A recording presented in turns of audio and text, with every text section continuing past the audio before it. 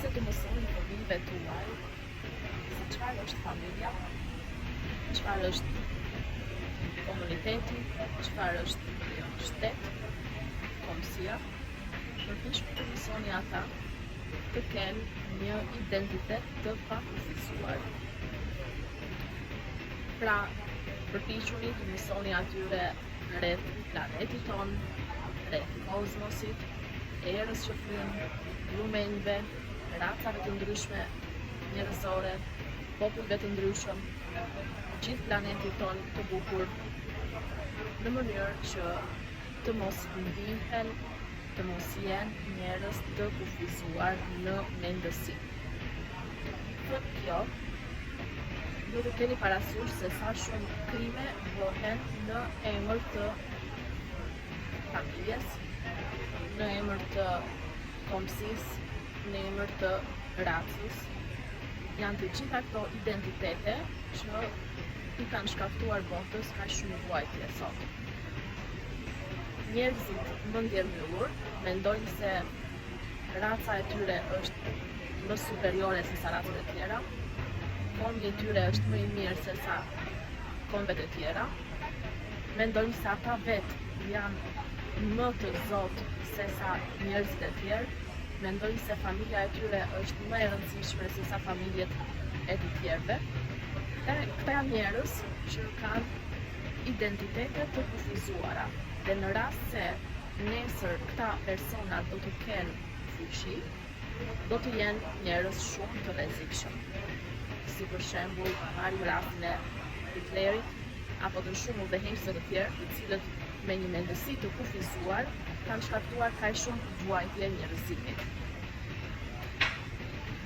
Sa njerëz mendojnë se për hir të familjes kanë të drejtë që ta kufizojnë gruan në mënyrën se si ajo vishet, në mënyrën se si ajo paraqitet përpara të tjerëve.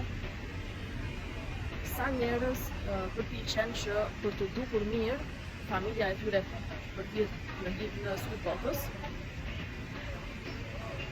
e kufizojnë familjen, nuk ndihen të lirshëm pjesëtarë të familjes, nuk bëjnë çfarë ata duan, nuk janë vetvetja, nuk ndjekin hobit e ndryshëm. Gruaja nuk punon sepse nuk e lë buri, ndikohet nga vendi ku ndodhet, nga familjarët që e rrethojnë, të cilët mund t'i thonë se në rast se ti punon, ti je një grua e keqe, ti je një grua që nuk po i shërben familjes, burrit tënd. Në rast se ti të shkon të punosh në zyrë, kush e di se çfarë do të bën me shefin tënd. Pra, për shkak të këtij identiteti, familja, shumë njerëz kufizohen në sjelljet e tyre. E njëjta gjë vlen edhe për shkak të komësisë, për shembull. Ti je shqiptar dhe nuk duhet të mësosh absolutisht gjuhën serbe apo gjuhën greke.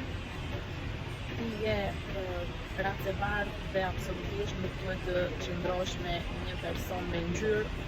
Pra, janë këto dabime që ti bën mes njerëzve që të bëjnë të mos duash njerëzit e tjerë që janë ndryshe nga ty.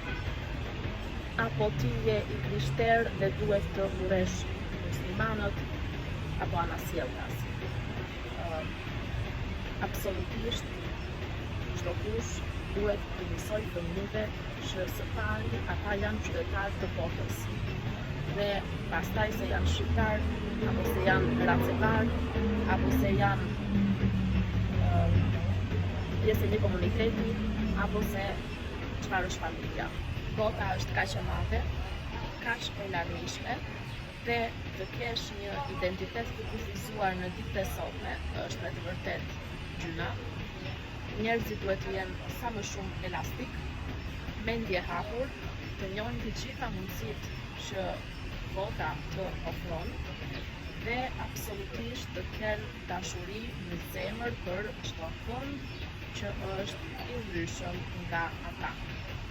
Mos ushqeni urrëtie, mos mendoni se feja juaj është më e mira, se komësia juaj është më e mira, se raca juaj është më e mira, se familja juaj është më e mira. Të paktën mos ushqeni fëmijët, prezë e ri me këtë